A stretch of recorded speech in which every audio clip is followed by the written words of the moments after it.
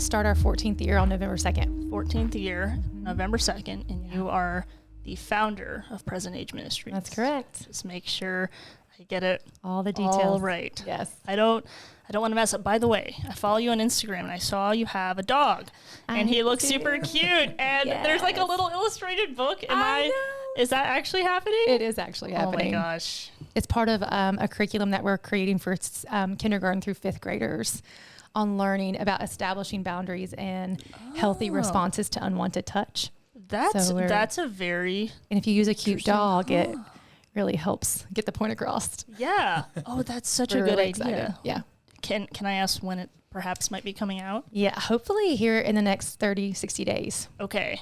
Yeah, I want a copy. Yes, I want a copy of this book. I'll pay for it too. Of course. Yes. You said it's on unwanted touch. Yeah, so it's dealing with family members and stuff that the kids don't want to. Yeah. And how do I respond and if it's happened, and just really helping lay a foundation of it's not your fault, and if these touches happened, that you get to choose, and learning how to use their voices to provide, learn how to find that important voice to communicate that. No, I remember that even as a kid where, and my parents meant all well, but they'd be like, oh, go hug your grandma. You have to. There's a force. Yeah, and it's like, I don't want to do this, and I'm not comfortable. Not that she was like a horrible, bad person. I just didn't like her very much. But that's why when I heard that, I was like, oh. Yeah.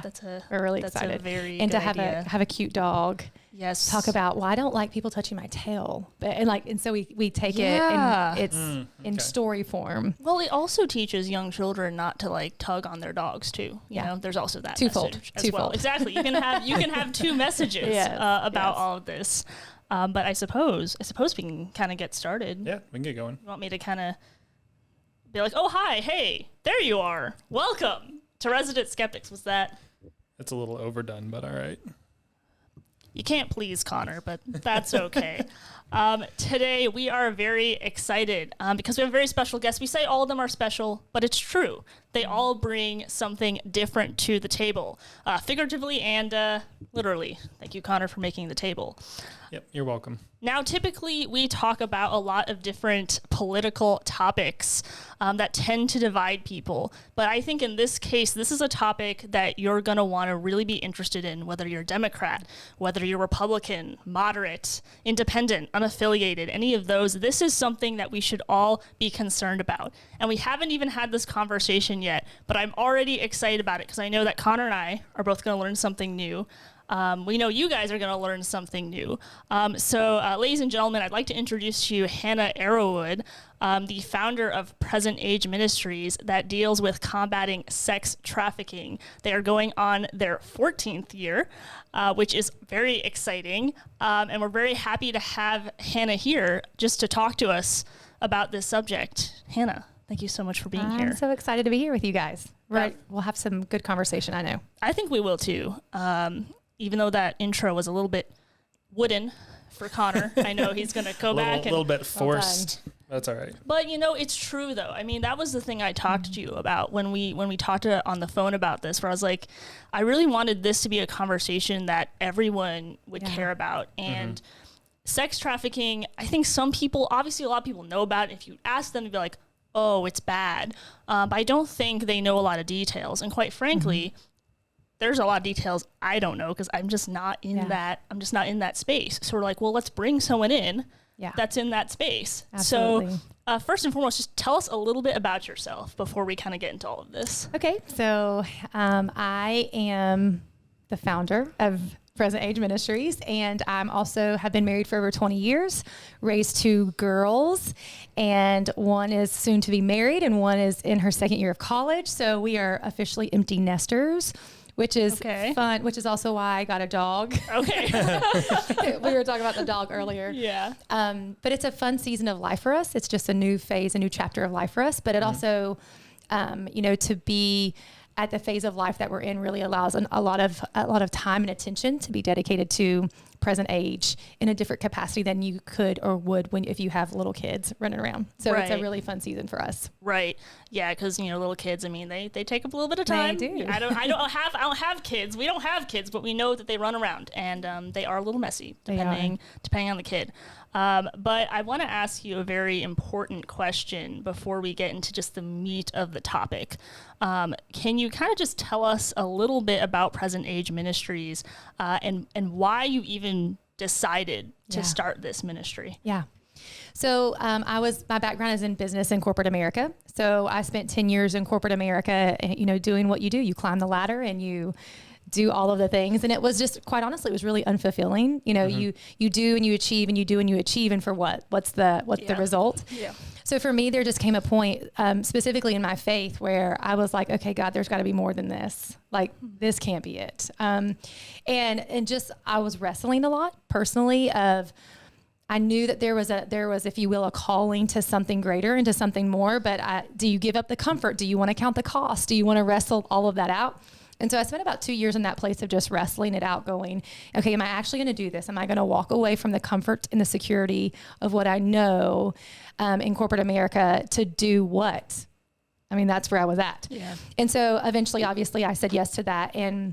And so Present Age was really birthed with this desire and this heart to minister and reach teen girls. Mm-hmm. If I didn't know 14 years ago, that it was going, 13 years coming up on our 13th anniversary to start our 14th year, that it was going to be sex trafficking and working with those who've been recovered from that exploitation and horrific crime. But what I knew was that the Lord was very clear to me when he spoke. He said, you need to be prepared to go you've got to go beyond the four walls of a church, and I need you to go to the ones that no one wants to deal with. Mm-hmm. Yeah. And so I knew that there was going to be this, if you will, like getting in the mud and getting messy, which I don't consider that now, but that's what my perception was, sure. 13 years ago. And so here we are. There was just this desire to be obedient and to walk out what I believed that the Lord was speaking to me very clearly. And now here we are, 13 years later. Yeah. I didn't know it was going to be this. Yeah. So wait, you said you were like, okay, I want to reach young girls.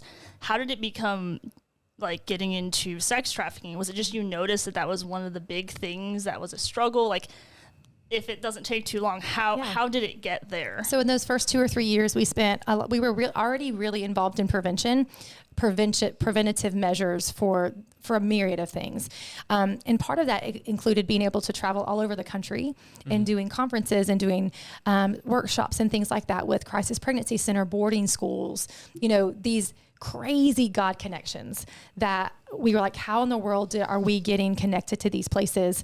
And it was in those meetings that we started to very clearly see, you'd have a line of girls waiting to talk to you after a conference, and they would, what I would say, word vomit and tell these stories that very quickly began to portray what we now know to be trafficking and some sort of sexual exploitation and coercion. And so we began to see this trend, and that's just how I'm wired. Like if you see something, I'm going to have to do something. I can't just sit back and watch injustice. It's just not how I've been wired. And I can remember going back to my board going, we have to do something, and I would call my husband from these events in California and Mississippi saying, I think we should just line our house with bunk beds. Like, I'm just going to bring them to my house. And of course that's not a sustainable solution. Sure. So that didn't work long term, but there were these moments of like, we can't unsee this. Mm-hmm. Like, we're watching this happen in every state that we go to. We're watching these stories unfold in every place that we go. Something has to be done. And so we really began to take what the access that we already had through school systems and partnerships, and say, how do we really begin to cultivate programming, because we were able to clearly identify there were gaps. There weren't services and programs for this, and began to just develop programming from there. Yeah. Well, before I kind of hand it off to Connor, let's talk about, what is sex trafficking? This is the big question. What exactly is it? Yeah. So sex trafficking, very simply, is the exchange of anything of value for a commercial sex act. And so really, that something of value, it could be money, it could be drugs, it could be shelter, security, you name it. It doesn't have to just be cash. But the exchange has to involve a commercial sex act. which again can be a lot of things. It could be a physical sexual act person to person, but it also could be pictures. It could be content also. Okay. And so it's important to understand that. Our federal law says that someone under the age of 18 cannot consent to a commercial sex act. So anything that involves a minor, by definition of our federal law, is deemed sex trafficking.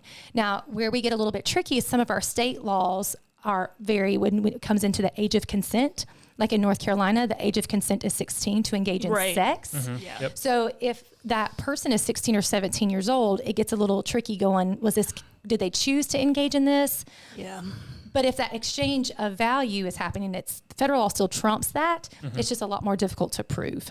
Sure. Gotcha. You kind of have the two going against each other a little bit there. Yeah. Now I don't think any of our states allow prostitution, but what ends up differentiating it between prostitution, where somebody's willingly basically using sex as their job, versus being coerced into something? And that's a great question. And the reality is it comes down a lot of times to the age. And that's what that federal law says, that someone under the age of 18 can't choose that. They can't consent to do that no matter what their age is. You can't be a 15-year-old and say your job is to engage in prostitution.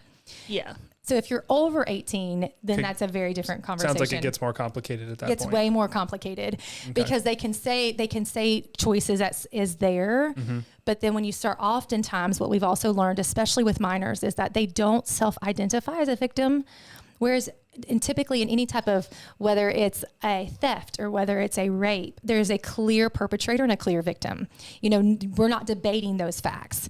Whereas in trafficking, oftentimes that relationship can look very manipulated and they have been groomed. So oftentimes that perpetrator, that trafficker, is presented as boyfriend. And so that creates even another layer of complication, because 15-year-old thinks that this person's their boyfriend, where boyfriend is actually have manipulated and groomed for the purposes of trafficking. Right. But there's a loyalty and there's a bond that's been established that now creates a layer of confusion we have to work through. Okay, so question here. I think there's kind of this misconception, and I had it for a while, especially as a kid, that like sex trafficking was like you get kidnapped and someone takes you away. Like, is that really how it happens, or is it more of like more psychological bondage supposed to like actual captivity? Correct.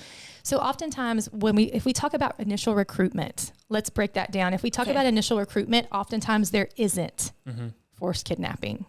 Okay. And that's where it's not like the movie Taken, right? Yeah, that's what I was thinking right there. I was like, sounds like Liam Neeson's Taken. Yeah, exactly. Which, by the way, I love those movies, right? I am that type of movie and TV show girl all day long. But that's just not typically what it looks like, especially here from a domestic trafficking standpoint in the United States. And that's just simply not the norm. Can it happen? Of course it can happen, but it's just not the norm. And so oftentimes, especially when we're talking about minors, what we see happening is that manipulation and coercion through a very intentional strategic grooming. Okay. And so they're identifying a need, they're exploiting a need, their relationship becomes sexualized. Now there's a trauma, and that has been an exploitive of emotional security. Now there's sexual connection that has happened, and it's, now I need you to do me a favor. Well, now there's information, there's context about this person. Oftentimes there's even information to blackmail them, videos, pictures, all of these things that now makes it very easy for a trafficker to continue to coordinate what he's trying to do to that victim. Okay. That makes sense to me. What would be like an example? So you said, what would be like a common example of grooming, like a scenario that you see pretty often? 13-year-old is on social media talking about how they hate their parents and their life and nobody understands them. Right? How many 13-year-olds say things like that? I did when but I didn't have social media. Thank God. That's what, right? And that's the reality. We see that a lot. And so there are people that are out there trolling social media that just then responds is like, oh my gosh, I can't believe, what do you mean your family doesn't understand you? I think you're amazing. All of these things that now feels like there's an established connection. And that established connection, at the core of every teenage girl, this is 100% of every girl that we've ever worked with at present age, which is, close to 400 at this point. Right. So it's not a few. We have a little bit of data now behind us. Every one of them wants to be loved and accepted and valued. And so they're looking for that desperately. And so said trafficker comes along and says, you're beautiful, and says, I can't believe they don't understand you. I think you're amazing. I think you're great. Hey, let's meet at said mall or coffee shop. And they start to build this, what feels like a very real relationship, but they've been targeted from the beginning. Wow. Yeah. How often is it a stranger that comes into a child's life versus a close family member or an actual family member or somebody from school, basically somebody from a position of authority? So we do see familial trafficking happen. I mean, I don't have an exact percentage. I mean, I would say it's fairly common. I'd say, 15-25% of the time there is a family dynamic involved or someone's involved in that trafficking.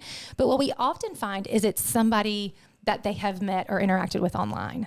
Gotcha. So again, they would tell you that they know this person because they've interacted with them for 2 days, 2 weeks, 2 months, who knows?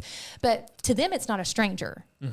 But for most of us on the outside looking in, that's a stranger to you that you've just created a connection with. While it's a false connection, it's a fake connection that's been manipulated. It's not somebody necessarily they went to school with. It's not necessarily somebody in their neighborhood. It's not a physical person that they've met up until that first decision to meet. Does that make sense? Yeah, no, that makes sense. Do you ever run across young boys, or do you only work with young girls? So present age is is specific to working with teen girls, specifically because that's where the greatest need is. And we do get called on occasion to do consulting for if an identified boy is a victim that whose a boy is identified. But it's rare. If you think about the stigma that there is to come forth when a female has been sexually assaulted or sexually abused, that's still such a hard conversation to have.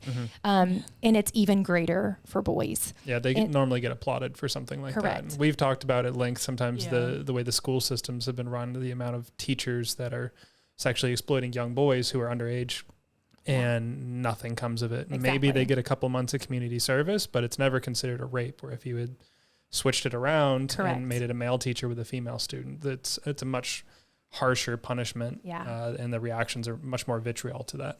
And that's what we see happen, especially when a lot of times the boys that we have had interactions with, a lot of them also have history of sexual abuse. So there's a great deal of shame involved, and there's a great deal, sometimes they're struggling with sexuality or identity. And so there's many layers to the fact that they don't come forward. And if you go back to what I said at the beginning, most victims under the age of, at least for minor ones that we deal with, they don't self-identify as a victim. So again, we're expecting them to come forward and have vocabulary to explain to us what's happening. And that's just not the norm. Yeah. Well, I mean, a couple questions from what you said. So you mentioned social media a couple of times. I guess I want to know, how strong is the connection between social media and sex trafficking? And then, well, actually, let me just ask that, and then I'll ask you a follow-up question. I don't have actual statistics. I can say, this many out of this many, but I will tell you it's a very high rate. Yeah. So when it comes to recruitment, it's very active. There's recruitment that's done on social media. Every platform, pick a platform, it's happened. I was going to say, which platforms do you see the most? All of them. That's the thing. There's not a very specific one. Everything from Facebook to Instagram to TikTok to Snapchat. So they're just everywhere. They're everywhere. Games, Fortnite. I mean, you pick it. Grand Theft Auto. If there is a way to do private chats, it's happening. Gotcha. Okay. So we see that a lot. Okay. And then the second thing to that, because we have these girls and they're complaining about their parents, and just kind of give me, not like a statistic, but just like your rough opinion on, are these girls, the ones that are getting trafficked, are they coming from really broken homes, or are they coming from homes that are genuinely good, teenagers acting out, goes on social media, and the parents have no idea what's going on? How does that happen? Yes and yes. Okay. This is one of those, of course there are vulnerabilities that create a heightened risk, right? So when there is what we monitor and measure what we call adverse childhood experiences. There are 10 things that there was a study done by the CDC and Kaiser Permanente that monitored what we call adverse childhood experiences. So we look at all of those with all of the girls that we work with, and there are 10 of those that we look at. So for simplistic sake, it's any type of abuse. So physical abuse, emotional abuse, and sexual abuse. We're looking at physical and emotional neglect. And then they have 5, what they call household challenges, which includes incarceration of a parent or a guardian, mental health within the family. So parents or guardians or grandparents have a mental health issue, substance abuse issues, homelessness, and parent separation. So out of those 10 things, what we have found, again, over the last decade of working with survivors, is that when there's a past sexual abuse, when there's past emotional neglect, and when there's parent separation, the rate of victimization skyrockets. Okay. So among our identified victims of trafficking, those are the 3 most prevalent vulnerabilities that we see playing out. And I think if we all were to stop and think about that, it would make perfect sense, right? Yeah. If you have parent separation, you're desperate to be loved. Where do I belong? Right. Who am I? That identity piece is so you're desperate to find. Past sexual abuse, boundaries and trust has been confused oftentimes at an early age. So you don't necessarily have the radar to say this is bad or good or right or wrong. Right. And that emotional neglect, a lot of times there has been struggle with attachment. So they attach too quickly to people because, again, they're desperate for that connection that sometimes they don't have an appropriate radar to recognize this person means harm to me. Yeah. And, you know, I think it's honestly very unfortunate because social media in itself is an attention-seeking app. And so you're putting, honestly, to a certain extent, I mean, I'm making a claim perhaps I can't substantiate, but it seems like almost pretty much every teenager on there could potentially be at risk because a lot of them are seeking attention and they've kind of almost, I'll use the term lightly, but groomed by social media and psychologically told if I post this picture, I post this bikini picture, you know, I'm going to get that instant gratification. So to a certain extent, they kind of groom themselves a little bit. That's just me thinking. That's just me thinking out loud a little bit because I have a big thing with social media. And so you get these girls on there that, now you said something about like emotional neglect. And that sounds like that could vary a bit. Could it, and this might be a more technical question, could it be from their own perception of emotional neglect?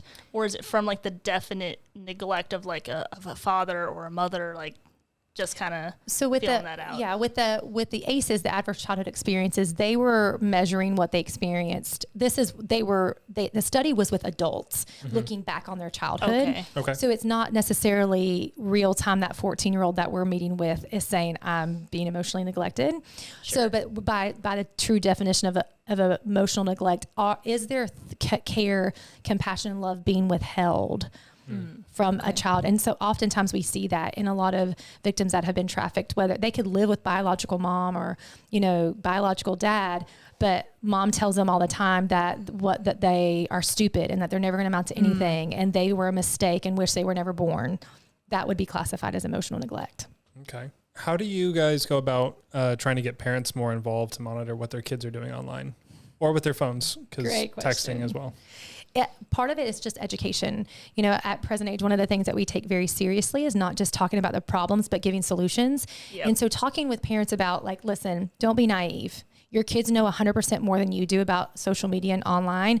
And so don't pretend like they don't. You know, first of all, let's just start there. You know, you can have, so we talk a lot about parental controls. We talk a lot about what social media apps, what their purpose is from the beginning. Like, why were they developed in the first place? You know, and all of these things, like what are tools, what are monitoring software, what are things that you can put in place? Because at the end of the day, your job is to protect your child, not be friends with your child. Yes. And we have to start there because none of us would ever give a 12-year-old a gun and say, good luck figuring it out. I hope you can figure out how to clean it. I hope you can figure out how to make sure it doesn't get jammed. Here's a safety lock. Hope you can know how to undo it. None of us would ever do that. We would think it's so stupid. But we hand our kids devices at 3 years old, 5 years old, 6 years old. And they're like, oh, well, they won't figure out how to get on these sites and these things. Really? Yeah. And so we have to just be smarter about how we are raising this generation in a world that is very different than when we were growing up. Yeah. My dad used to give almost the exact example as he would talk to parents and he would ask them, like, do you leave a loaded gun on the counter for your kids to find? And that was usually the example he gave when asking them if they had any type of monitoring software or anything to limit what their kids were doing, where they were going, or at least tracking it. And I was actually going to ask, like, what software is out there that you guys recommend? Because I've been through dozens of them, and they seem to do one of two things. Either they track absolutely everything, and so you're just cluttered with information. They're Googling how to microwave a Pop-Tart or something stupid like that. You just have everything. You're like, I can't find, if there is something bad in here, and they've been visiting a site and I need to know about it. It's just buried in information. I've had other ones that don't do anything, and then I've had others that block access to everything. Like I think that one of them blocked me from Google one time. But it blocked it for like profanity in the name Google, and I was like, "There's nothing in here." It's like we would try other sites. It wouldn't let us. My family even had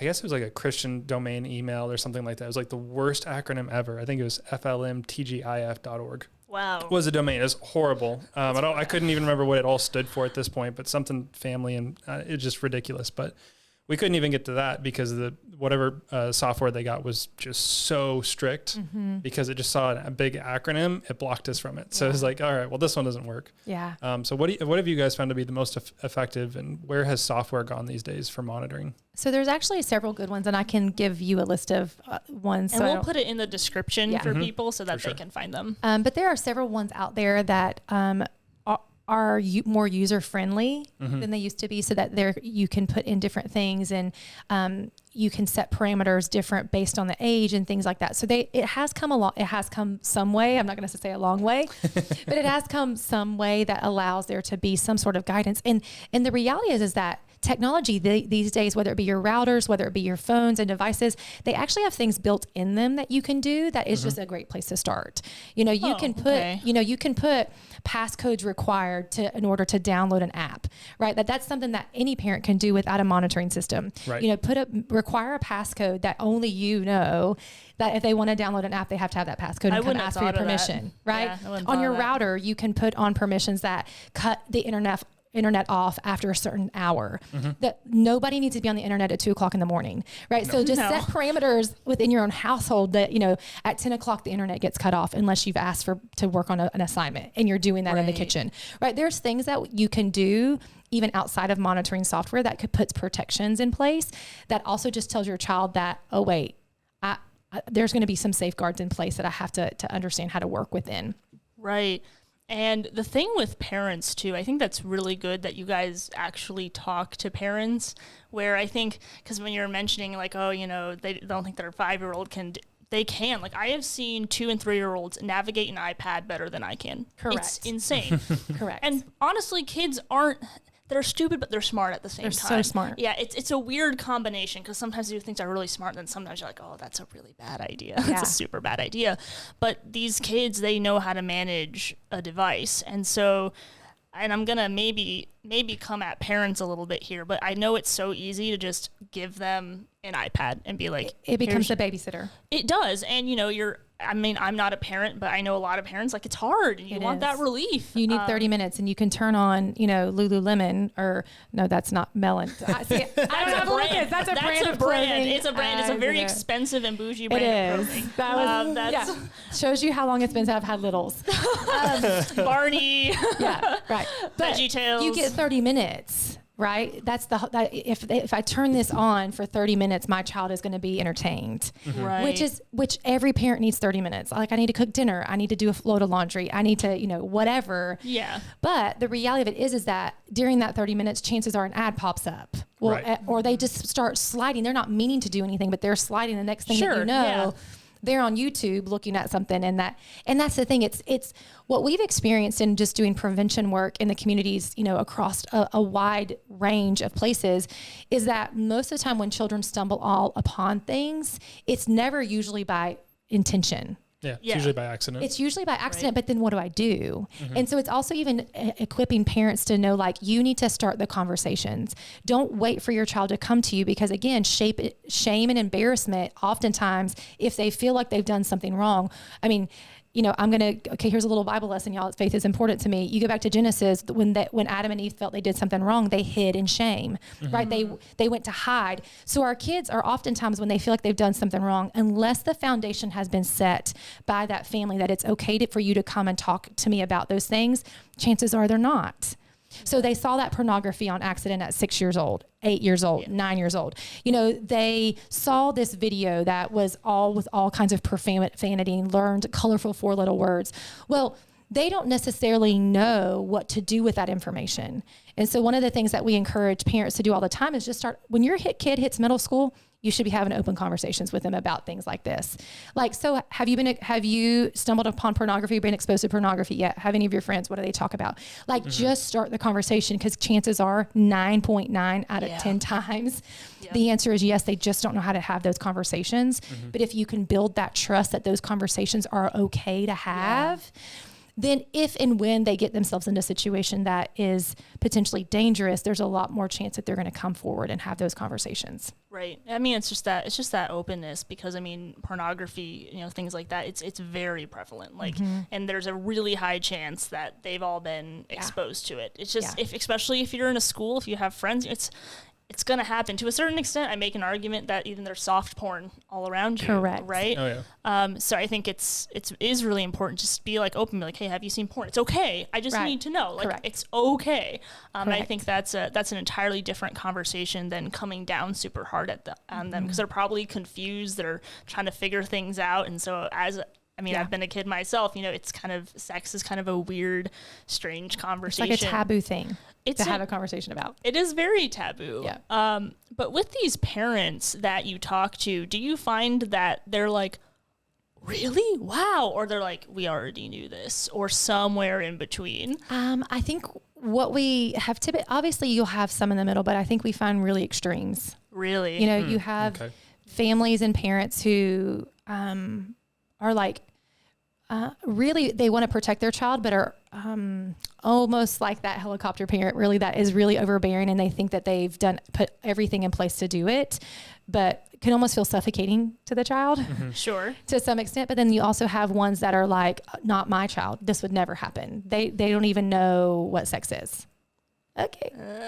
You know, so sometimes it feels like we're operating in these extremes of like trying to create a balance to go, okay, maybe, but unless you're going to have your child live in a bunker for the next 10 years, they're going to be exposed to something. Right. It's almost impossible to not have them be exposed. And I think that we also have to ask the question. It's we're asking the wrong question. The question isn't, have you been exposed, and therefore you've failed if they have.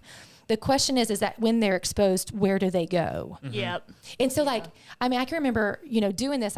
Was raising 2 daughters during this past, 13 years. And every time I would learn something from one of our girls at present age, I would go home, like an app or some type of website or something like that. And I would go home to my girls and say, hey, have you heard of da-da-da-da? And they're like, yeah, Mom. And I'm like, I could never keep up. And it's my job. Yeah. And that's the thing. It's like, so changing for parents, taking the pressure off of like, you're not going to keep up. Yeah.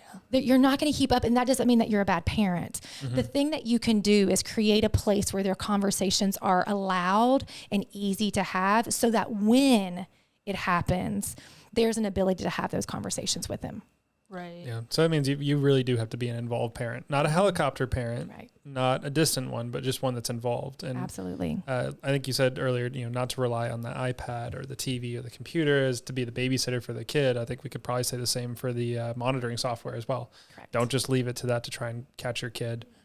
You obviously want to create a space where your kid can come to you proactively and tell you that they ran into it, and not have you find out in the after the fact. Absolutely. That's great. Yeah. And so now this one I think a lot of people are pretty aware of. I'm switching gears from parents a little bit, but this will probably get into parents too. With sex trafficking and pornography, I'm going to assume that the link is incredibly high. Correct. Yep. Okay. Correct. Just gonna put it out there. Make sure everyone knows.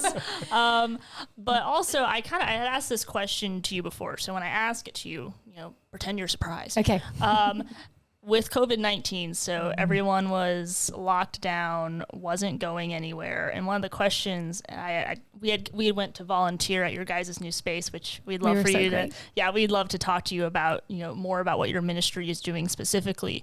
But I was kind of curious. I was like, Hannah, with COVID-19, I was like, did you guys see like a spike in sex trafficking and you were able to kind of give me an answer and kind of explain it a little bit. Absolutely. So back when in March of 2020, I can remember the Monday after COVID, was announced and that things began to shut down. And I can remember sitting in my office, and this was a thought I had. This is the perfect storm. And here's what I mean by that. We very quickly saw things progress where, school shut down, everything went online, everything went virtual. Right. Well, we know as an agency that works with victims of trafficking that the number one recruitment is online. So there's that fear just increased and went through the roof. Now you also have kids who have no access to adults in their life, right? Well, we know that our victims of trafficking don't self-identify as a victim. So we really rely on community people in community engagement to identify a victim of trafficking. And that now is no longer a possibility. So we have kids online at home. We have kids who are not interacting with adults who are trained to know what to look for. And we have kids who have high rates of mental illness, anxiety issues, already issues that they were dealing with, and now know where to get help and services for that. And so that all begins to happen in the next 6 months, then it became a year, and then it became 18 months. All of this starts to play out. And about 6 months after COVID hit, when people started to do some things again, and the world started to open up again, we started to get double referrals a month than what we had gotten historically. And that has continued, in different waves. And what we just have realized, it just exacerbated the issues that were already at play and put like a magnifying glass on them. And that's what I think people need to know is trafficking didn't stop. No. Listen, this might be a newsflash to you, but those that are willing to pay to have sex with a child don't care about COVID. They were still paying to have sex with a child. Yeah. And that's the reality. And so while, police may not have been able to respond, and while social workers couldn't go do a well checkup and all those things couldn't happen, traffickers could still traffic young girls. And so it just created this chasm where, those of us that work in this world and those with our counterparts were scrambling in a lot of sense of the word to try to figure out how to mitigate the results of what we were watching happen. That's just disgusting to me. It's heartbreaking. I know that your heart probably breaks every day. I actually just get really mad. Yeah. I'm going to be really honest. Yeah. Yeah. I mean, it was just sad. I was in traffic on the way here, and I was super angry. And when I get angry, I notice I get hungry. I don't know if that's the same for you, but that's hangry, Jordan. No, yes. It's not the same. Did you have dinner? I did not have dinner, so I might need some after this. But this is the stuff that really angers me. But I mean, what you guys are doing is, I know it can be hard. Like, probably you want to focus on that perpetrator, and I hope that there's better legislation that's making it out there. I don't know if you guys are involved in any legislation or not, but we'd love to talk about that too. But you guys are really offering a lot of the care to those victims. Yeah. And the thing too, it must be hard because, like you said, they don't self-identify. Yeah. So that has to be kind of difficult. How do you get them to come to you guys? Yeah. So for us, we work very closely with, you pick an agency that works with children. So Youth and Family Services, your traditional DSS, child advocacy centers, law enforcement, both local, state, and federal, Atrium Healthcare's emergency health rooms, all of those we work really closely with in order to train and equip and make sure they know how to identify, so that when they do, and when there's a suspicion of a child that might be exploited or trafficked, they then call and refer them to us. And so it's then in that intake process for us where our team, and we always go in a team of 2, and goes and does the initial goal is to meet with whoever this child is and said guardian. So whether that's parent, foster care, grandma, whoever guardian is, because child has to agree to engage in services. Choice has been taken from them.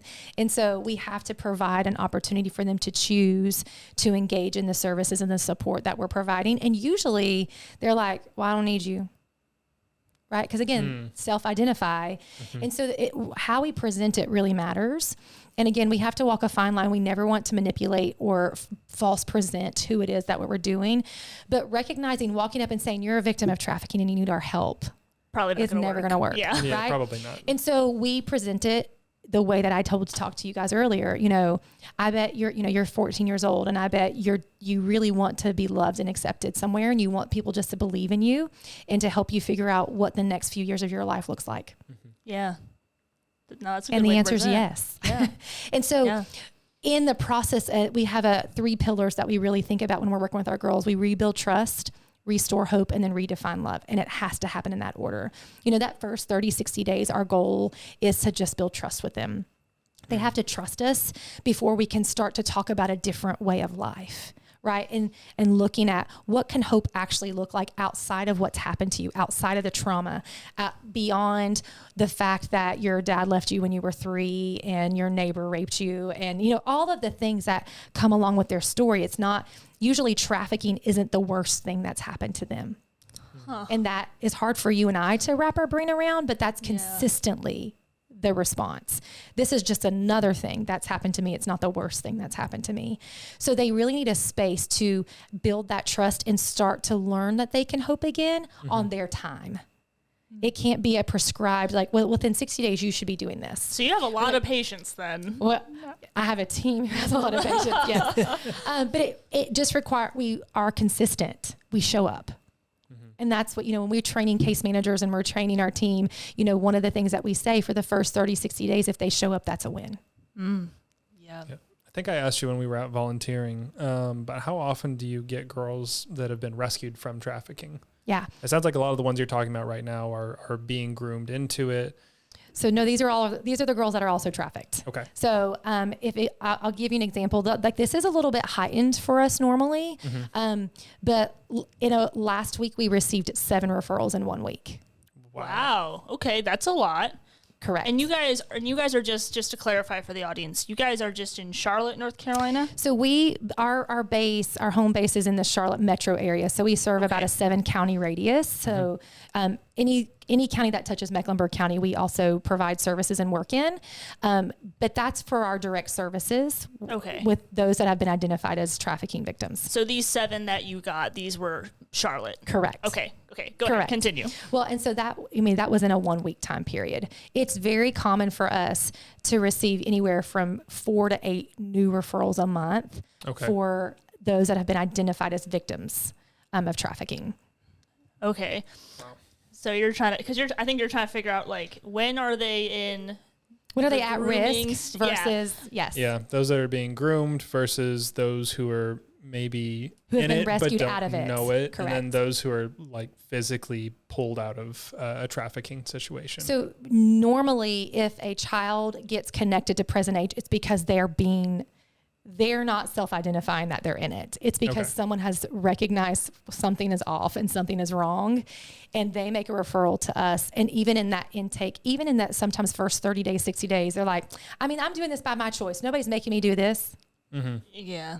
But they are. And that's the point. Like, by federal law, they can't choose at 13 years old. Right. No, they can't. So, like, it's also understanding that's why it's so important as the adults around them have to understand the context of the law, because they can say that and actually believe that. Right. Yeah. No, there's a lot of things I believed when I was 15.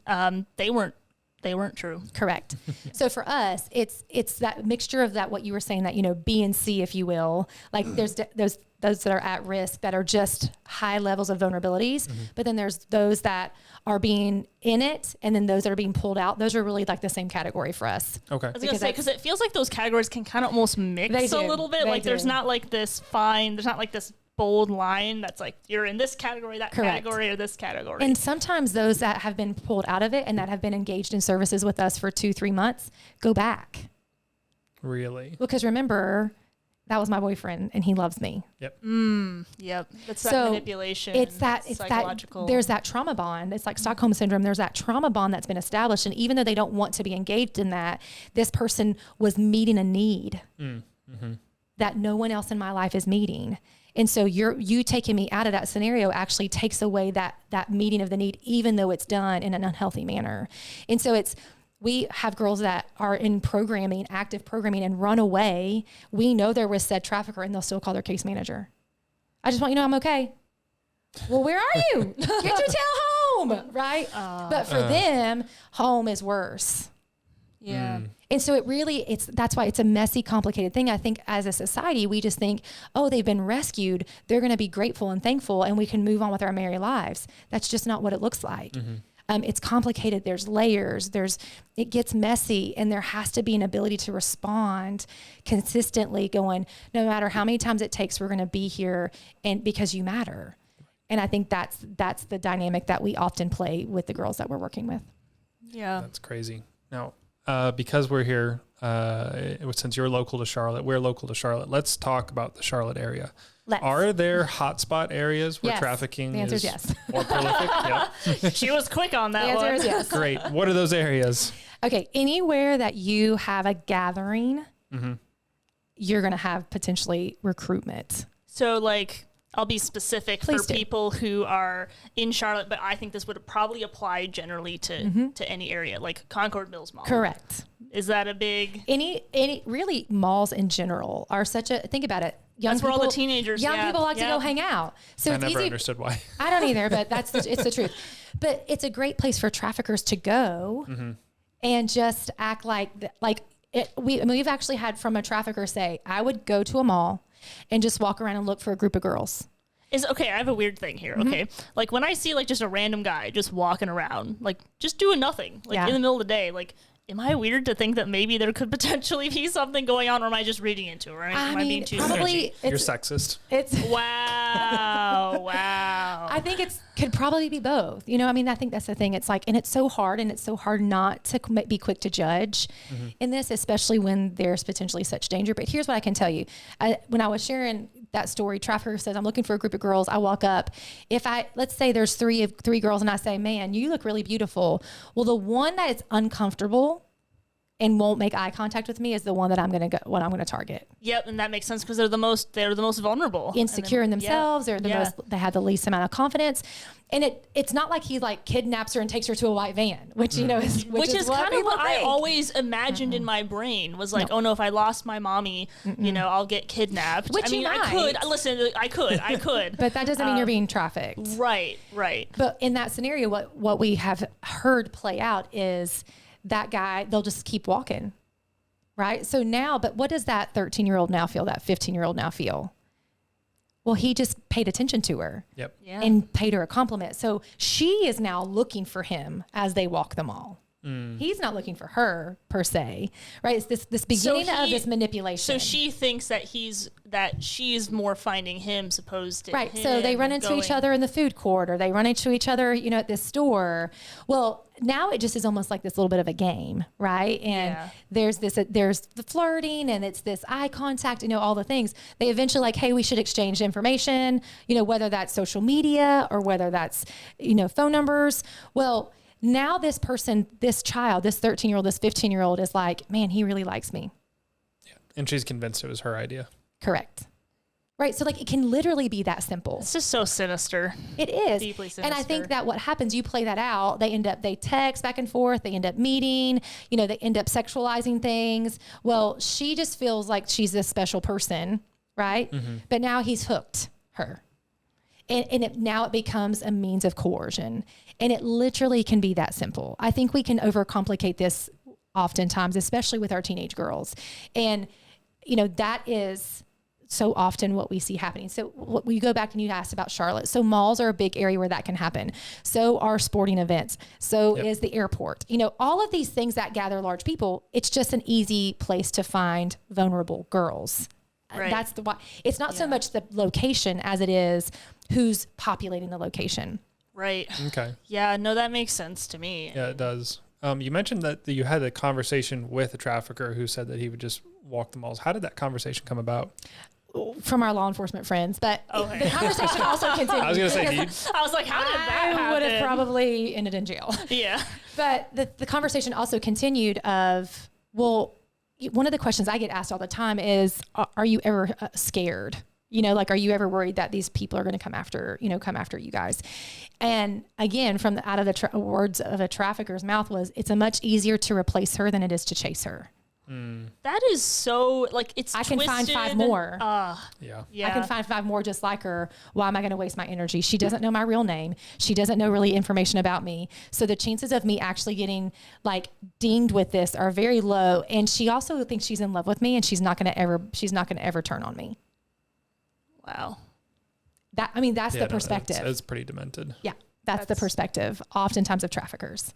It's just sick. I mean, we could go on and on about just kind of how that, I don't understand how you get to that point of like, I'm a grown man seeking cash out dollars, seeking out a girl. It's just insane. And it's so upsetting to me that there's a demand for that. And I think that, I guess there's kind of, when you see kind of promotional stuff in regards to sex trafficking, it kind of like shows it like in a dungeon, or there's, not true, the chains and all that stuff. So you kind of think it's in a separate world. Not true. But like these girls go to school, right? Every day. They walk around the mall. Sometimes they're not in school because there's a truancy case of like, cause they're out with friends, or they're running away. But the reality of it is that, this is $1 billion industry. Mm-hmm. Billion with a B. And when the reality of it is that a trafficker can make, $100,000 to up to $200,000 a year off of one girl, cash, and let's say he's running 2 or 3, 5 girls. It's a good amount of money. It's a ton of money. Yeah. And the reality of it is the reason that you have a trafficker, think about a car dealer. When you go to want to buy a car, you don't go to the manufacturer. You go to a car dealership, right? They act as that middleman. They act as that broker to provide for you what you need. Well, traffickers have a career because there's people demanding to purchase sex from children. And I don't know. I don't have anything. And I think that's the reality that makes it really hard for us to talk about this, is that, there is the reason it's $1 billion industry is because men are and 99% of buyers are men. 99%, right? So there are men who have disposable income that are willing to pay, $50, $100, $300, $500 to have this experience with this child. And these girls that are trafficked, there's that middleman, there's that broker, that trafficker, right, who is making them do that 6, 8, 10 times a day. And wait, okay, I just have to ask this. I don't know if you can answer the question, but they're having this trafficker is having this girl do this 6 to 8 times a day, and with different men, I assume. How? And I don't know if you're going to be able to answer this. How does that happen? How does the trafficker convince that girl that's because I love you? Like is there manipulation involved at that point, or is it just at that point, blackmail, or both? Okay, it's like you tell your family that you're doing this. Or, correct. It can be if you tell anybody, I'll make your little sister do this. If you don't do what I'm asking you to do, I'll go kill your mom. It could be, well, I don't really want you to do this, babe, but I don't know how we're going to pay our bills. And if you don't do this, what are other options? I mean, the excuses and the manipulation tactics are extreme. Or it could just be, I'm going to beat the out of you. Yeah. At that point, it could be, I don't actually care what your answer is. You're going to go do it. And they could drag him in the room by their hair and lock him in the room. Like it really can, it can range from extremes. And that's, again, what makes it so complicated. That is, yeah. Yeah. I don't know. Have you ever had somebody get out of sex trafficking that was doing the trafficking, that comes for counseling or help, or how to? That's a great question. So we have not. Mm-hmm. I mean, we've known of a couple cases where, in the world of trafficking, the oftentimes traffickers, especially if there's any kind of structure to their organization, they're going to have what is called the bottom. And the bottom is oftentimes the female who is also recruiting other girls and keeping them in line for the trafficker. It's another layer of removal for that trafficker to be identified and it be put on him. But there's been on occasion where the bottom, who was formerly at one point a victim, is also now causing the other girls to do it. So it would technically be charged with trafficker. Both. She's Yeah. now She's both. She's done both sides. Who's wanted help, and we as an agency have just decided we don't mix that for safety and security reasons, Understandable, obviously. yes. But we would make sure that person got services if they are genuinely wanting to get help and get services. Yeah, I think that actually kind of answered a second question I had, which is I kind of figure it's probably male dominated It's highly industry, but I male-dominated. imagine it's not exclusive. You're 100% correct. It's mostly male dominated, but there are times where you have women who are trafficking. Lots of time, in my experience, again, this is just through our experience at present age and in our world, they were formerly at one point oftentimes victims. And it becomes either I'm going to be forced to do this, or I can now get to the place where I don't do it anymore, but somebody else has to do it. Right. So it gets complicated. It is No, it really for sure complicated. does. And it's super tricky. I think the one thing that sticks out to me that I think is really important is you kept saying the word consistency. And I think that's something really important when it comes to love is this consistent, not just like consistently reaching out, I suppose, but being like, no matter what you do, we're going to be here for you. And I think that's probably something that they haven't experienced before. And even if they do run away, you guys will take them back. And that's something that obviously a trafficker is not going to do. It's so sad when it's sad in a weird way, but it's like, I can just, irreplaceable to me. And I think when it comes to trafficking, it's exploiting the most vulnerable part of a woman that just says every woman wants to be loved, as much as they might say, no, I don't want to be. It's not true. It's true. It's true. Every woman wants to be loved. And so when there's just something going on in the home and they just exploit that, it's tragic. It is. And to a certain extent too, in what you've talked about with some of these cases, where the home is broken. And that's devastating too, where one of the main themes that we kind of have on our show is that there are a lot of things that can be solved with a whole nuclear family. Correct.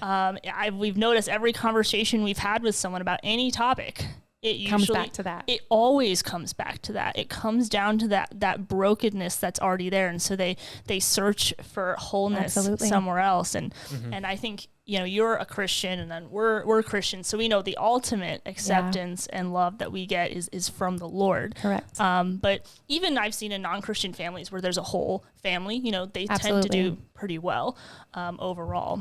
Well, and I think that one of the things that we've learned that we try to model for the clients that we get to serve is reality is, God is the originator of the perfect plan. So when we're looking at how do we establish programs to help victims of trafficking, well, we don't have to get creative. I mean, we have to get creative in how we administer those solutions. But the reality of it is the family unit is the most effective way to minister and to get to the wholeness. And so for oftentimes, when we're looking at working with these girls, while there may be a place for like hospitalization or group homes or things of that nature, it cannot be the end solution, because at the end of the day, they cannot get what they're desperately searching for in those environments. And so for us, that's one of the reasons that we as a program will serve the child in whatever that family unit is, because our desire is to see that family become stable and whole, so that it can be a healthy place for that child to grow and flourish. And not only just for the child, but chances are a lot of these parents that we work with, whether it's mom, whether it's grandma, whether it's biological dad, have their own history of trauma that they need permission to heal from. And a lot of times what's happening with their child is triggering their own trauma, and they just don't know what to do with it. And so coming alongside of them and telling them that, what happened to them at 12 years old was not okay. And like giving them permission to heal, but also challenging them to recognize like the way that you're responding is actually from a place of your own trauma, and your child deserves better. And so it becomes this effort to not only provide support and healing for that child, but also the family unit. Yeah, no, that's major. Maybe this is a bad analogy, but you can, give them a fish or teach them how to fish. And I think Correct. Teaching them how to fish is typally a better solution. Takes longer. It does take longer. Takes a lot longer, but it's worth it in the end. I would think so. But you talk about your programs. can you kind of just give us an overview of when you take in a girl from trafficking, what do those programs and services look like for that child? So we take a holistic approach to go back to that whole person, and we look at their medical needs, psychological needs, educational needs, relational needs, and spiritual needs. So our case managers do a really good job of working to build out programming that is individualized, that is going to help address that child's need. Not everybody needs tutoring, right? Some excel in school, some really struggle. Not everybody needs to go see a doctor because maybe they have a primary care doctor, whilst others haven't been to the doctor in years and have several STIs that they need to evaluate, right? So every child really is different, which is why it has to be individualized. But every time our case managers are evaluating their cases, they're looking at those 5 key areas. What's going on medically with them? Are they up to date in making sure their bodies are taken care of? What's going on psychologically? That includes getting individual counseling. That includes group therapy. That includes family therapy and therapy for the family if they are willing to engage in it.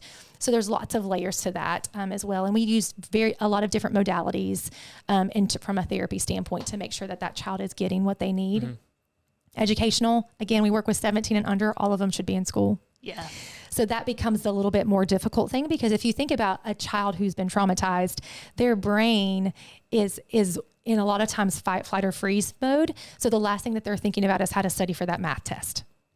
So there's this reality of helping them stabilize so that they're able to learn how to learn again. And that is a big part of what are the assessments, what grade levels are they really operating at, and how do we get them caught up? All of those things. Do they continue with traditional school? Do they do GED? Do they do online? There's lots of choices that can go into figuring out what is best, again, individually for the clients that we work with at a school level. Relationally, we have a mentor program that we partner individuals with identified victims to help, again, provide a support system that's constantly walking with them to provide just, again, that love and acceptance and support. We also do group therapy, group sessions weekly with those that want to engage with that, where they're getting life skills and they're just learning things. Like we talk about how do you manage and money and what's a budget. I just want to say, I think every single high schooler needs that class. It's true. Just putting it out there. We did that class just recently, and one of the girls who's about to be 18 and has been with us for several years was like, this has changed my life. I need this. And she actually took home extra sheets. She goes, I'm broke based on her budget. She was like, I've got to reevaluate some things. I love that though. That's awesome. It's just a fun thing. And then of course, spiritually, I think regardless of where they land spiritually, we never require or force any beliefs on the girls that we serve. We're not going to ever take the place of the trafficker and say, in order to get these things, you have to believe this. Right. We're not going to ever do that. But we are a faith-based organization, and we have a foundation that we as people on staff operate from. And chances are at some point or another, they're going to ask us why. Well, why do you do what you do? Why do you keep showing up? Every time I run away and I end up back at X, Y, and Z, you're there. Why? Well, why do you keep chasing after me? Like, those questions come every time. And so we're able to then to say, this is what causes me to operate. And it allows them to start to explore and give. One of the things I think that we do really well, because in all of us, there's usually this questioning. Again, where you land is where you land, but there's usually this questioning of where did we come from, and is there a God, and all of those things. One of the things that I think we give the girls permission to do is ask the hard questions. If God was real, why did this happen to me? If God is good, then why did he let these things happen to me? If those questions that have to be answered, those have to be wrestled for them to be able to figure out anything about what they believe spiritually. And so I think we just do a really good job giving them permission to ask those questions in a safe place to explore those answers.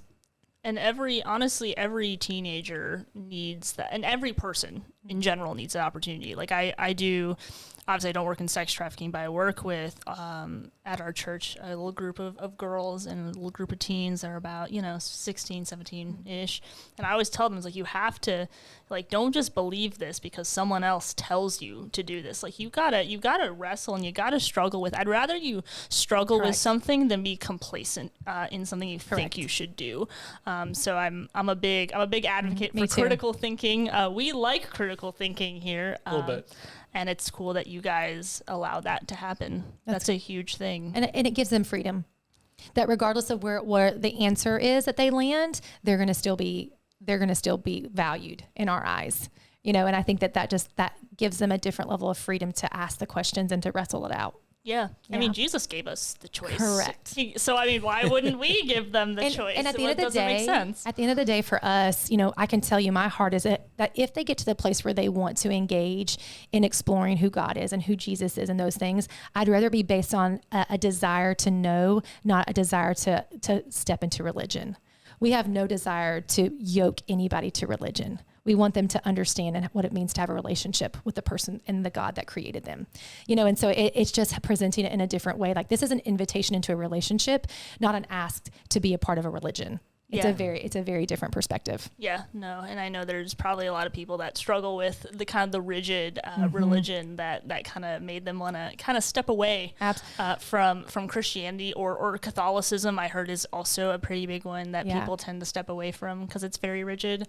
That's just what I've heard. Yeah. So good. Yeah.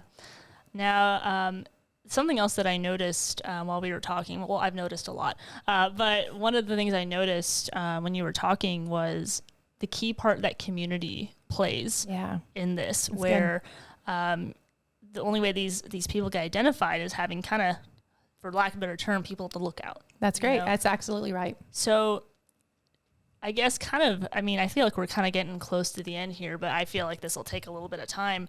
How can people like be involved on just a regular basis? Like what does that look like to be aware and to be alert? I think that first and foremost, I'll break it down into two different things. I think first and foremost is be educated. And don't believe everything that you watch on TV. Don't let that be your education. That's just good life advice. I'm going to be honest.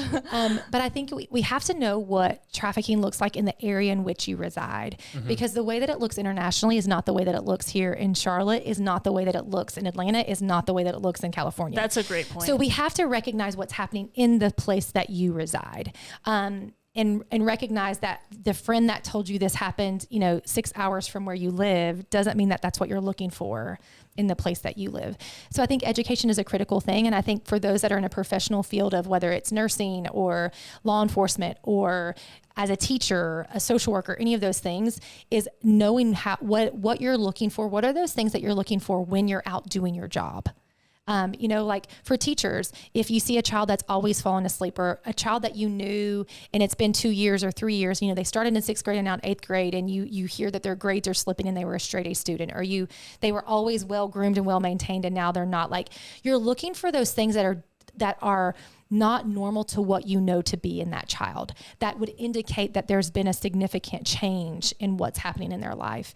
And so it just requires us to pay attention.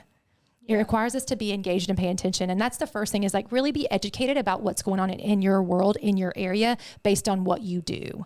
Because what a teacher is looking for is drastically different than what a nurse is looking for in the ER. So what is a nurse looking for in the ER? Just curious. Yeah. So oftentimes they're brought in for, there can be physical, like there's been some sort of violence committed towards them. Oftentimes that's because they've refused to do whatever they've been asked of. So there can be bruising, broken bones, things of that nature. But a lot of times there's also pregnancies involved. So that could be, there could be a miscarriage happening. There could be someone try to do an abortion on their own and there was complications. There could be a lot of different things, STDs, STIs. They've come in to get treatment for that. And their older brother dropped them off and is waiting in the lobby. But older brother. Yeah. I mean, it's all of those things. And so nurses have to learn to ask the right questions. And the biggest thing is, like, if you're in the ER, get the person alone, right? Like, so whoever they're with, like, get them alone and ask questions without that person around them.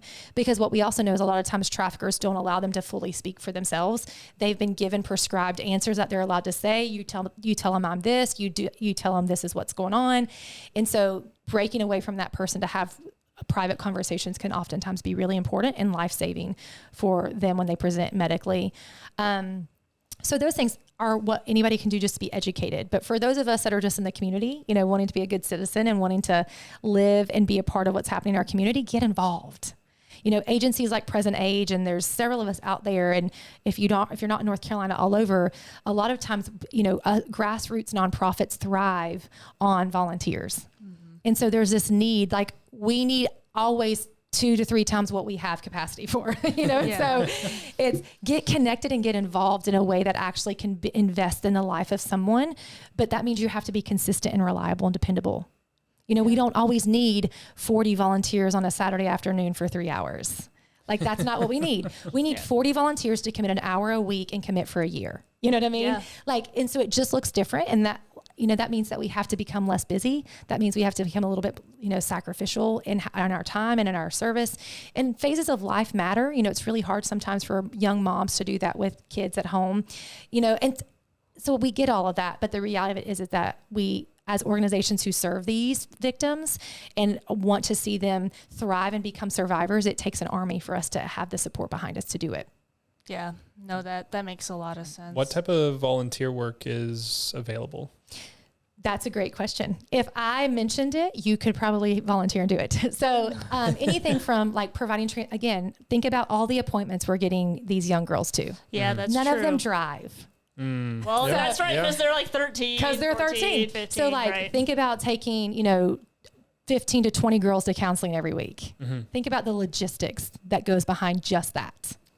Yep, nope, that's a lot. So helping provide transportation, bringing meals to group programs, helping, be a tutor, be a mentor, be a group leader. Like, there's all of these things and all of those require a different level of commitment. And so those are ways that information that you can find out about. But we have a pretty streamlined volunteer process.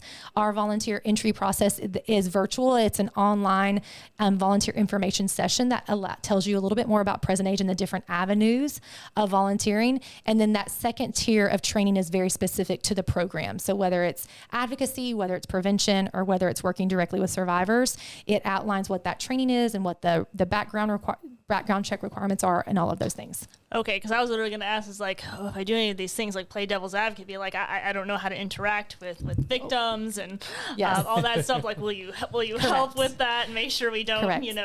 I imagine there's just things that we can say, things we can't say in those types of situations that are much more sensitive. Correct. And part of that training that we do, especially if you have a desire to work directly with those that have been identified as a victim, it's about 15 hours total in training. So you're not just thrown out there. And then you have regular contact with our staff.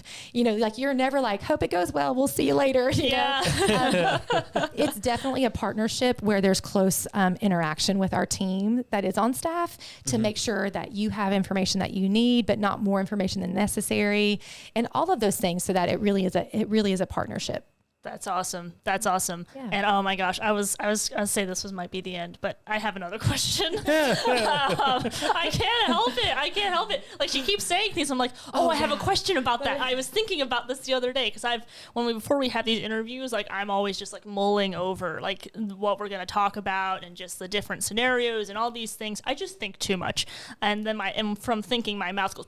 It's out there. I love it. That's Jordan. Yeah. Connor's like the more silent type, and then he asks really deep, really poignant questions. Then I ask, why is the sky blue? And you're like, oh, okay, whatever. Right. But anyway. One of the abstract questions. Right.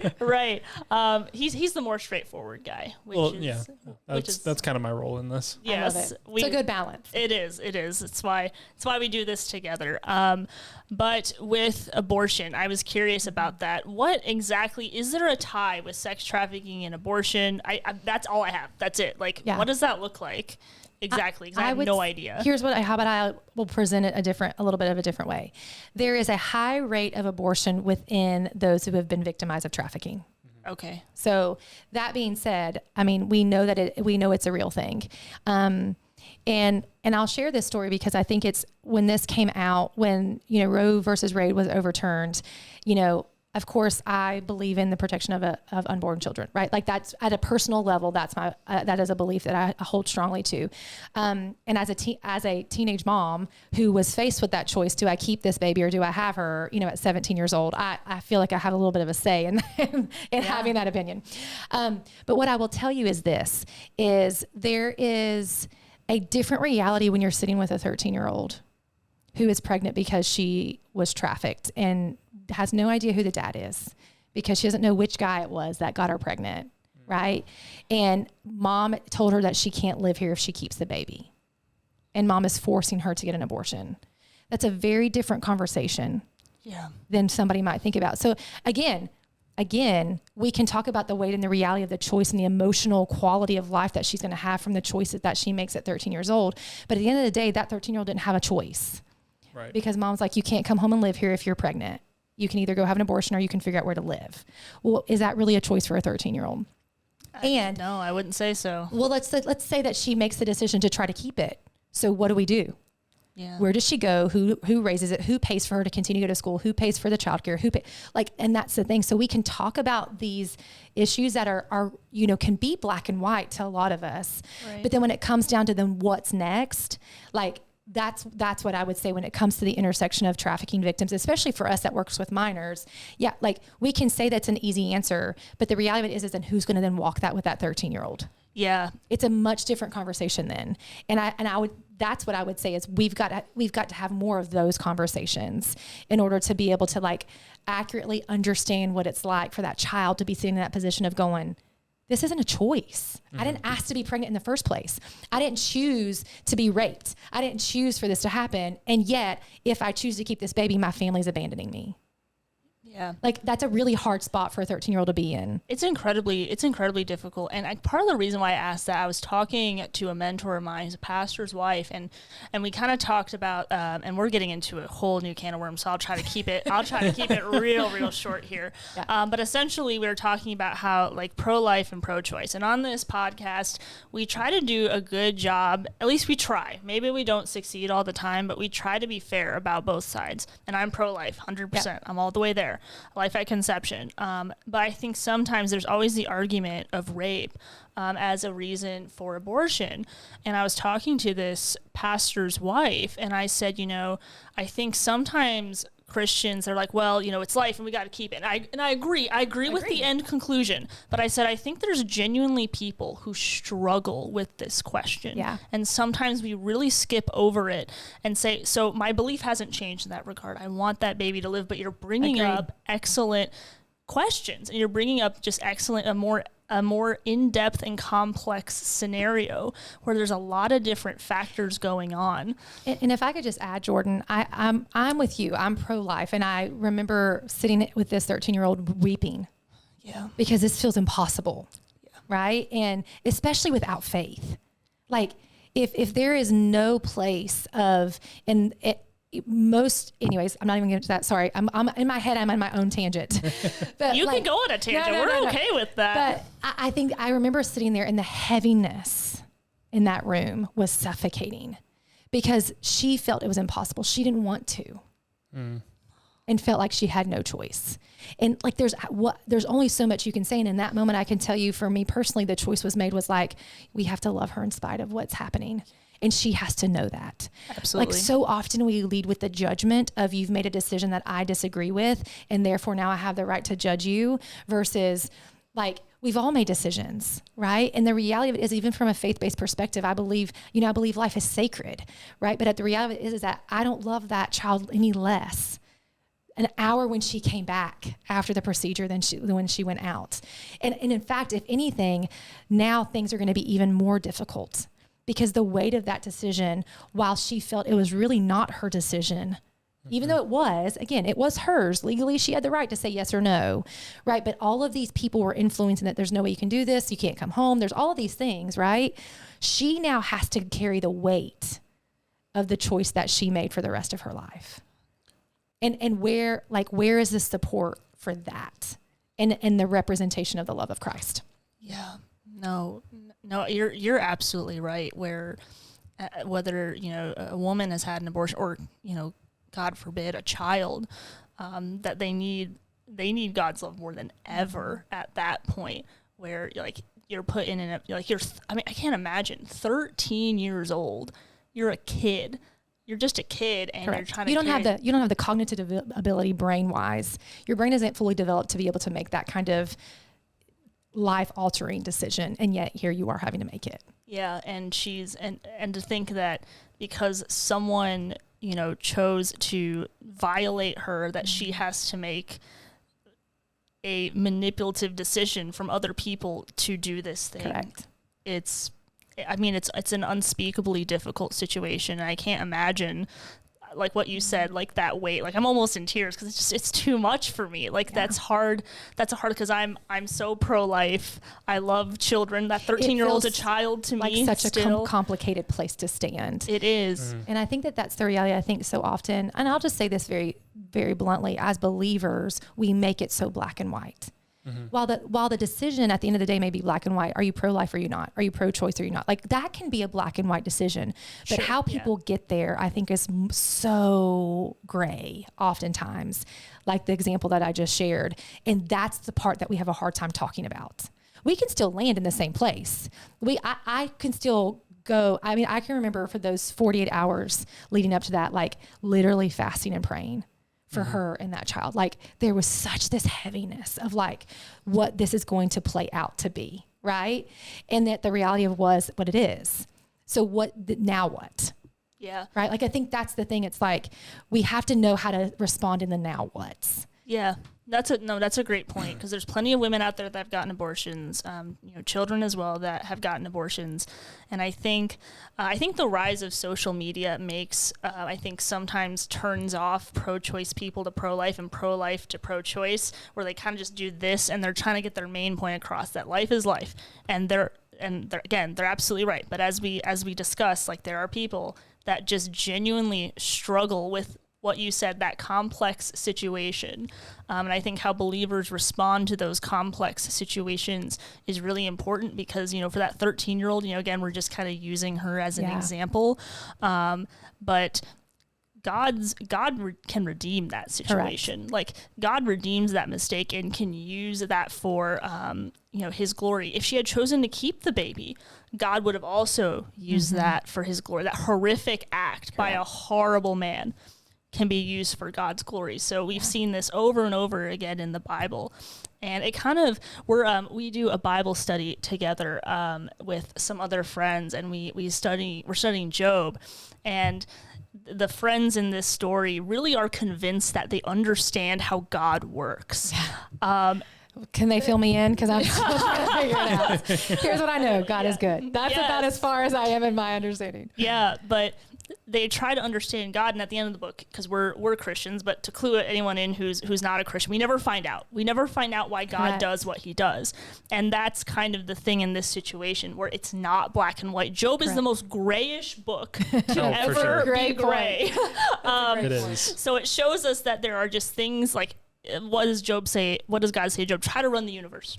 Try and do it. And he's like, oh, I can't. His ways are higher. And I think that's where you have to land. There has to, and I think that, for us, I will say, there's personal Hannah, and then there's the leader of present age. And the reality of it is that when any of us step into that place to lead in that complicated gray area, we have to lead with love.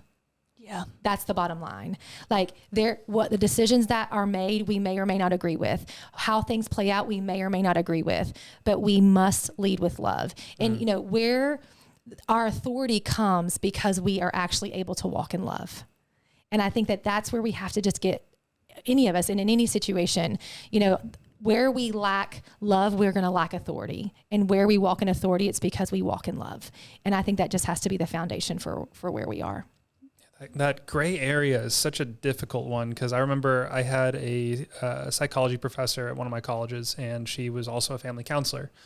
And she talked about the gray area of having to pick which families she was going to who she was going to let, or recommend for a kid to be adopted by. She's like, as a believer and as a Christian, it's like, I want the father, the mother, and children nucleus, but she wasn't always given that position. Sometimes she would have that. Sometimes she would have two dads. Sometimes she would have two moms that wanted to adopt. And she would have to look at the family who's your traditional nucleus and go, this is a dysfunctional family.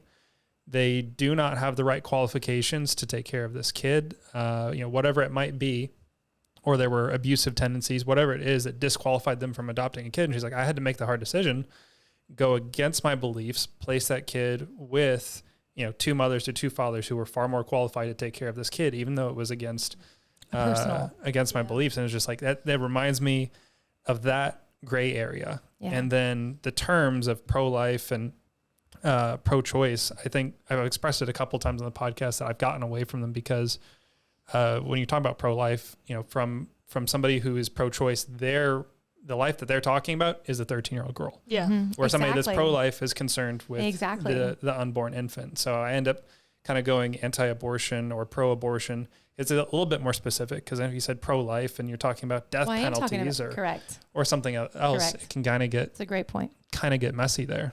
But yeah, no, that gray area, I think you said it best, is that leading it with love in whatever situation they're given. Though given that situation with a 13-year-old, where were the legal ramifications for the parents kicking a 13-year-old out? Well, you have to prove it, and then you have to go through the investigation of it, and then, and that's well beyond the timeline of the decision to be made. Yeah. And the child is scared half to death. Right. So there's that pressure that's coming in. I don't want to disappoint my parents again. They already think all of this is my fault. It's all of that. Yeah. That plays into, again, just more complication. It gets more complicated the more you start to unravel it. Yeah, because there's kind of like the basic situation, and there's the psychological issue that's going on with that child.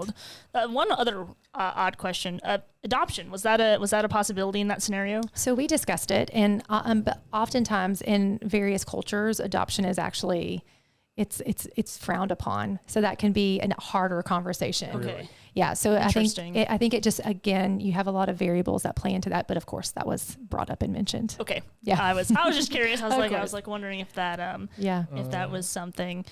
Are you looking up something? Looking up a scripture, because I can't ever remember verses and chapters. Just like in history, I can't remember dates and names. Yeah. So that's unfortunate. I was actually taking a U.S. citizenship practice test the other day. How'd that go? Because I'm pretty sure I would fail it. I did pretty good, except for geographical locations. Horrible. Fail. Oh yeah, but everything, the history I did fine on, and I did pretty well. Well, I'm glad. Yes. Good thing to know that you can. Yes. Which is completely off topic. And honestly, I'm kind of glad that we got on that tangent, because I just think it's not something that pro-life is really willing. Pro-life, I know Connor doesn't use that term, but pro-life side is not really willing to discuss. They're like, well, that's just a small percentage of abortions. And they're right. Yeah. They're right. But of course, when you're in a realm where that's probably common for you. And I know that that's something that I know a lot of young ladies who are pro-choice, and they have a good heart. And that's why they struggle so much and want abortion to be accessible. I know that's not what you came on this podcast to talk about, but I'm really glad. But they do intersect. Yes, they do. They do. And what was the scripture that you found? The scripture is just the one that I kind of gives me a little bit of comfort in these topics when we talk about just disgusting, evil people that are taking advantage of children. Matthew and Mark both quoting it from Jesus, but whoever causes one of these little ones who believe in me to stumble in sin, it would be better for him to have a heavy millstone hung around his neck and be drowned in the depths of the sea. Yeah. Maybe the vengeance part of me comes out there a little bit, but that's a little bit of comfort there. Not that they're leading the kids to sin, but it's like if you were leading a kid to sin versus you are abusing them, I think run in the same vein, if not worse, to do something like that. Yeah. So there's a little bit of solace I have that when it comes to Jesus's return and eternity, that there is a divine punishment that is awaiting for anybody in this life that hurts kids like that. I agree. Yeah, and Isaiah talks a lot about how God is going to bring justice. There will be justice one day, and He will wipe every tear from every eye. But until then, our goal, as Christians, if you're not a Christian, listening to this podcast, it'll sound a little strange to you, but we want everyone to know about Jesus and know about the gospel and have that choice. And you do it in a very dark area without forcing it upon them. So we're honestly just so appreciative that you've even come to talk to us about this really heavy topic. So what we'll do is just put all your links, all your resources down below in the description so that you guys can check her out. And I'd also encourage you we can't give you every resource for every state, but thank goodness for Google. And if you have 20 minutes to scroll on your phone, you have 20 minutes to do research on different areas and how you can get involved and how you can be alert and how you can be educated. So I think that's just about it. If you want to follow Hannah on like any social media platforms, which one do you use the most? So usually Instagram or Facebook. Instagram is where I land. Okay, Present Age Ministries, Yep. I assume is your handle. Wonderful. Okay, Present Age Ministries. Hannah, thank you so much again for coming on. Thank you for coming out. This Good is to see you awesome. again. Yes, this guys. has been really great. We're going to have more guests, obviously. We're pretty excited for the next ones coming on. I can't give it away because it's just too good, but we will be there. So that's really all I have. I'm not good at outros. I'm not All good right, at outros. well, we're done. Oh my That's gosh. it. There we go. Thank you, Hannah. I can't do them. I tried the intro. I tried. These It are just great. did not. It just did not work. We'll have to get you to mix them up because I think you're stuck in the rut again where you're doing the same outro each time. Yeah. So well, there was a people time where to there was a know. time early on when Jordan's intros were all very similar, Yeah. and then she totally put a new spin on 'em. She's been doing great, and now I think she's kind of getting the same. No, I feel like I did like a fun little like obviously wooden intro. I think people will catch it. I think people. No, that's what I'm saying. That's what I'm saying. The intros you've totally turned Gotten around. really good. Okay, so the intros are good, but the outros are It's just. the outro. Okay. Yeah, there's a guest coming. We're not going to tell you who it is. There's a guest mainly because I coming. don't remember who It's it a is. surprise. Yeah. Okay, I do. Don't worry. All right, cool. Awesome. I don't know. That's it. I don't have any more.